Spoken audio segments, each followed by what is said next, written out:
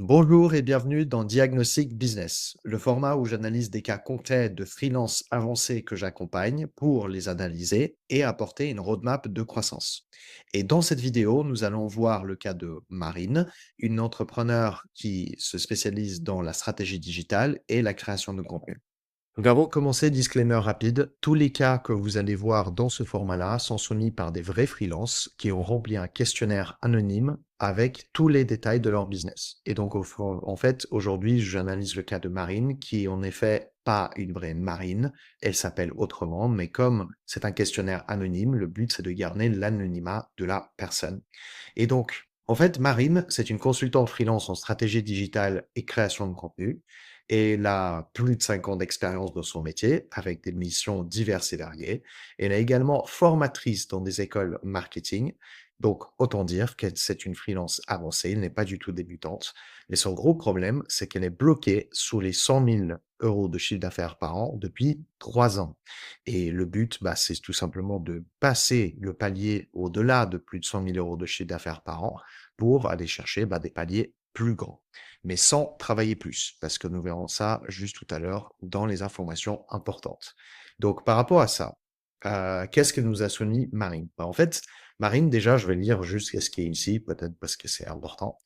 En fait, Marine est reconnue dans son domaine comme une bah, touche à tout qui fait à peu près de tout, avec un bouche à oreille très puissant. Et en fait, sa cible, ce sont des PME dans la région suisse romande et tout type de PME de moins de 50 employés. Et donc, en fait, quand vous parlez de tout type de PME, bah, c'est assez logique qu'elle doit être une touche à tout et doit faire un peu de tout. Et donc, en fait, aujourd'hui, elle facture toutes ses offres à l'heure. Quasiment toutes ses offres à l'heure. En fait, elle détaille ses offres juste ici. Comme vous voyez, elle a un forfait stratégie 1400 francs hors taxe, donc qui est sa seule offre standardisée et qui est facturée à la valeur, alors que tous ses autres offres sont facturées à l'heure. Donc, il y a la formation où son TJM, donc taux journalier moyen, à 618 francs, et sinon, elles vendent des packs d'heures supplémentaires à des clients qui profitent bah, justement de leur consulting ou de son consulting ou de sa création de contenu pour les clients. Et donc, ces packs d'heures de consulting ou de création, elles les facturent à 120 francs de l'heure au total. Et puis après, bah, c'est une question de combien d'heures est-ce que le client achète pour profiter de ces services. Et donc, en fait, il y a aussi une particularité, c'est que d'un côté, elle ne peut pas travailler plus, et d'un autre côté, elle ne veut pas travailler plus, parce que elle travaille déjà beaucoup. Mais en fait, la question, c'est comment c'est possible pour elle de dépasser ce palier de plus de 100 000 euros, bah, en l'occurrence pour elle, 100 000 francs, et aller chercher des paniers plus grands, mais sans travailler plus. Comme vous voyez, en 2025, son chiffre d'affaires était à 91 000 francs. Elle avait 14 clients, ce qui fait quand même beaucoup. Et comme elle explique ici, c'est qu'elle travaille tôt le matin, environ 7 heures, et puis après, lorsqu'elle est en formation, elle est assez chargée, donc elle prend toute la journée pour les formations, et généralement, après les formations, bah, en fait, elle a des semaines très intenses suite à ça, parce qu'elle doit bah, tout simplement gérer les retards qu'elle a accumulés pendant les moments de formation où elle n'était pas présente pour ses clients actuels. Et voilà, donc elle précise effectivement qu'elle n'a pas d'enfant. Son acquisition, donc comme elle dit ici, il y a des grosses variations de chiffre d'affaires car certains mois, je ne donne pas de cours ni de formation d'entreprise. Cela peut varier de 5 000 à 12 000 francs. Donc effectivement, ça va du simple au double, tout simplement. 50% de ses prospects arrivent par le bouche à oreille, ce qui est super d'un côté, mais ce qui est très risqué aussi d'un autre. Nous verrons d'ailleurs pourquoi. Et aussi 30% viennent du référencement naturel et le reste, quelques clients depuis ses réseaux sociaux, principalement LinkedIn, YouTube et Instagram. Et en fait, son canal principal qu'elle explique, bah, justement, c'est qu'elle vient d'expliquer bouche à oreille, LinkedIn, YouTube, Instagram, SEO. Et son défi, augmenter le chiffre d'affaires sans travailler plus sur le long terme, même si elle est OK que ce soit plus intense pendant 3 6 mois, pendant qu'elle met en place toute la stratégie, tout le système en place. Du coup, voilà un petit peu le contexte. Maintenant, commençons par la partie 1 de cette de Diagnostic Business, c'est quel est son bottleneck. Le bottleneck, petit rappel, c'est le truc qui empêche votre business d'avancer, soit de gagner plus, soit de travailler moins. Et en fait, juste récap de contexte de Marine, c'est que pendant des années, Marine a accumulé de l'expérience en faisant de tout pour tout type de cible. Donc, petit rappel, elle accompagne des PME de moins de 50 employés. Et d'ailleurs, je me retrouve un petit peu dans ce qu'elle fait parce que moi aussi, j'ai commencé à faire exactement la même chose. D'ailleurs, plus ou moins dans la même région où elle habite également. J'étais une agence de marketing de 2017 jusqu'à 2019 environ. Et pendant 2 ans, bah, je faisais un peu de tout pour tout type de PME à l'époque, que ce soit de création de site web, de création de contenu, shooting, publicité sur Google, publicité sur Meta, ainsi de suite, ainsi de suite. Et en fait, c'est d'un côté, là où il est maintenant, tout ce qu'elle a fait jusqu'à maintenant, ça lui a permis, bah, d'être là où il est.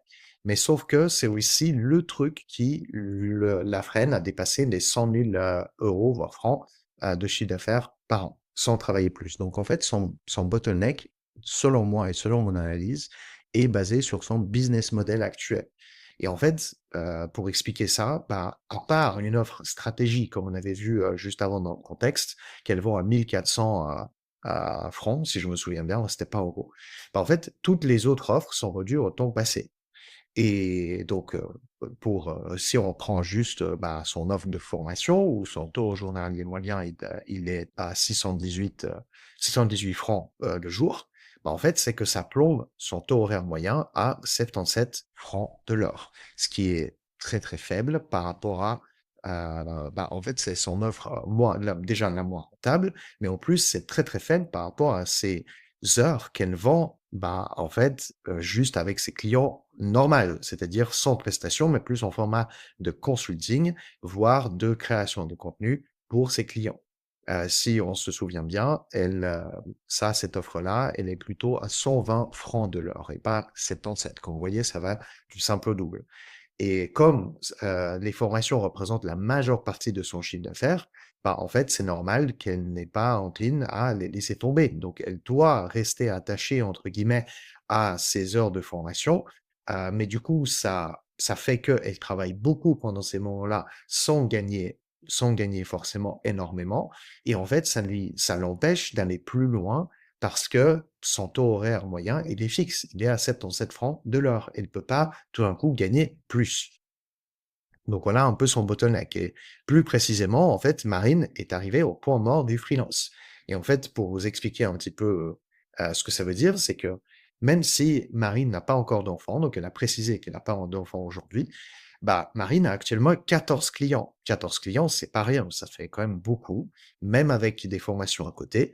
Mais en fait, si on regarde comment elle travaille aujourd'hui et ce qu'elle gagne aujourd'hui avec tout ce qu'elle fait, bah, elle n'est pas en capacité de prendre plus de clients. C'est juste pas possible. Enfin, sinon, elle va arriver au burn-out. À un moment donné, elle va devoir déjà travailler samedi, dimanche et bah, voilà, on n'est pas non plus là pour aller faire des fous furieux en termes de temps de travail. Et donc, il faut rester raisonnable et surtout préserver sa charge mentale, son énergie et sa santé.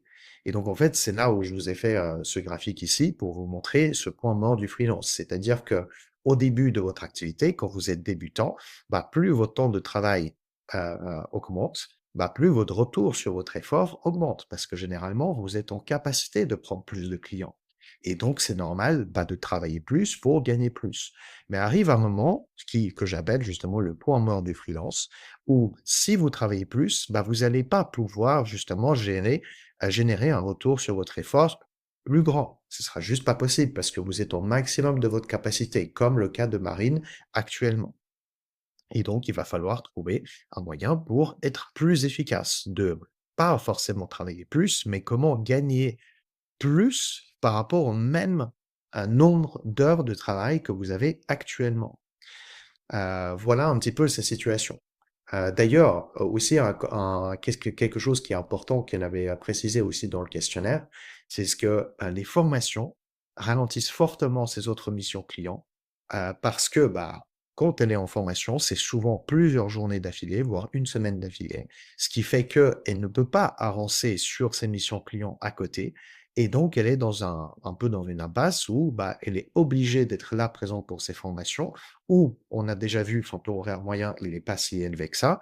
Et finalement, juste après, la semaine qui se suit, voire 2 semaines qui se suivent, elle enchaîne en essayant de rattraper le retard qu'elle a pris pendant la semaine où elle n'était pas là pour ses autres clients. Et donc, en fait, ça crée des semaines complètement intenses et justement pas possible de gérer à long terme avec le même rythme. Et donc, l'enjeu, c'est justement de décorréler son revenu du temps passé. Et c'est ça, d'ailleurs, que je vais lui recommander de faire. Mais juste avant ça, petite question pour vous. Si vous regardez cette vidéo et que vous êtes freelance, bloqué entre 50 et 200 000 euros de chiffre d'affaires par an, je vais créer un questionnaire business que vous allez pouvoir remplir en format anonyme et d'ailleurs peut-être même passer dans le format diagnostic business que vous regardez maintenant où j'analyse, je diagnostique votre business et également je crée une roadmap de croissance. Donc, si vous cliquez sur le lien au-dessous de cette vidéo, vous allez accéder à ce questionnaire et du coup, potentiellement profiter de mon analyse comme je fais exactement maintenant pour Marine. Donc, quelle est la roadmap de croissance pour Marine? Bah, en fait, il y a plusieurs choses à faire. Et bien évidemment, on peut se dire, bah, ok, mais il n'a pas assez de chiffre d'affaires, bah, du coup, il suffit tout simplement de générer plus de clients pour avoir un chiffre d'affaires plus grand. Mais on vient de voir que c'est justement pas possible, qu'elle est au maximum de sa capacité et elle ne peut pas prendre plus de clients. Donc, oui, il y a un enjeu de construire un système d'acquisition parce que 50% de clients amenés par le bouche à oreille, ce n'est pas un système d'acquisition. C'est un bouche à oreille qui est puissant, c'est super, mais finalement, le moment où le bouche à oreille se calme, ou pendant quelques mois, il y a des gens qui pensent pas forcément à elle, ce qui peut très vite arriver. Bah, en fait, ce sont des choses qu'ils ne contrôlent pas, le bouche à oreille. Bah, en fait, si ça se passe, bah, tout d'un coup, son chiffre d'affaires plombe à zéro et donc elle a des creux dans son activité. D'ailleurs, elle a en plus précisé dans le questionnaire que c'est le cas de temps en temps. Et donc, le but, c'est de faire en sorte de construire un système d'acquisition pour ne pas être vulnérable au creux de chiffre d'affaires. Mais ce n'est pas une priorité. Ce n'est que la deuxième priorité. À mon avis, la vraie priorité, avant tout, c'est de construire un business model lean. Et lean, du mot léger, simple, mais finalement où vous pouvez facturer beaucoup, mais en travaillant peu, mais tout en apportant beaucoup de valeur à vos clients. C'est ça l'enjeu. Et c'est ça ce que j'appelle un business model lean. Et moi, je commencerais, si j'étais à la place de Marine, par le positionnement. Parce que il faut absolument que Marine, aujourd'hui, elle se crée ce déclic. Elle se dit, bon, ça fait déjà plus de 5 ans que je suis dans mon métier. J'ai accompagné tout un tas de clients et tout un tas de clients différents. Je suis une touche à tout. Et surtout dans justement la Suisse romande pour des PME à moins de 50 employés, ce qui est super. Et maintenant, je peux accumuler toute cette expérience que j'ai reçue pour créer un nouveau positionnement, pas d'une simple exécutante débutante qui fait à peu près la même chose que tous les autres community managers ou tous les autres consultants réseaux sociaux qui démarrent, mais plutôt devenir une vraie partenaire stratégique des PME. C'est ça qu'elle peut faire parce qu'elle en est capable aujourd'hui, parce qu'elle a fait tellement de choses, elle a tellement d'expérience et en plus le bouche à oreille le valide, c'est que, à mon avis, il est temps de changer de posture. Elle n'est plus une simple exécutante débutante, elle peut devenir tout d'un coup une vraie partenaire stratégique des PME. Et donc, comment je reverrai son positionnement? C'est que, à la place de justement se présenter comme une consultante en stratégie digitale et créatrice de contenu, à sa place, je l'aurais présenté comme une vraie CMO externalisée. Donc, CMO, des mots, Chief Marketing Officer, c'est justement une personne qui gère tout le marketing de la boîte d'une PME en question, et surtout les PME de moins de 50 employés. C'est justement typiquement le type d'entreprise qui n'ont pas encore forcément de CMO en place et qui pourraient justement bénéficier de l'expertise et puis de l'expérience de Marine pour justement y intégrer. Et donc, justement, puisque aussi, pour aller un petit peu plus loin dans ma réflexion, bien évidemment, c'est une touche à tout, Marine, donc elle a fait beaucoup de choses pour tout type de secteur d'activité, mais en même temps, il y a un entre-deux entre se nicher et rester une généraliste. Alors, si elle devient CMO externalisée pour des PME, c'est quelque chose de spécifique, donc elle devient un une, une experte dans la résolution d'un problème spécifique, ce qui est très bien. elle n'a pas forcément l'obligation de se nicher dans un secteur dans ce cas-là. En tout cas, par rapport à son expérience et par rapport à la réalité du marché. En ce moment, il n'y a pas énormément, il n'y en a pas 10 millions de CMO externalisés, surtout en Suisse romande. Et donc, elle peut se permettre de rester ouverte à tout type de secteur. Mais moi, ce que je recommanderais à sa place, c'est justement déjà de choisir des secteurs où elle a le plus d'expérience et où elle peut apporter le plus de tout simplement de valeur, apporter de toute son expérience, de toute son expertise à la personne et à l'entreprise en question. Donc, à mon avis, rien que déjà ça, juste une revision de son positionnement, ça boostera fortement sa valeur perçue sur le marché et on l'aidera justement, ça l'aidera à justifier un prix plus premium par rapport à ses prestations de services qu'elle va justement revoir dans ses offres juste après. Donc voilà la première chose et donc ça se suit très bien parce que justement je voulais vous parler également de cette question de l'offre parce qu'un business model lean ne se construit pas uniquement à travers un positionnement. Le positionnement, c'est juste la première étape.